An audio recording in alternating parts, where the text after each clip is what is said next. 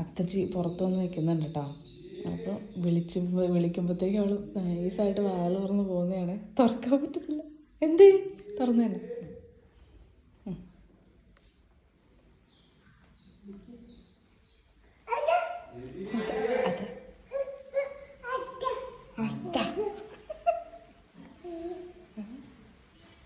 ശബ്ദം കേട്ടിടത്തേക്ക് പോകുകയാണ്.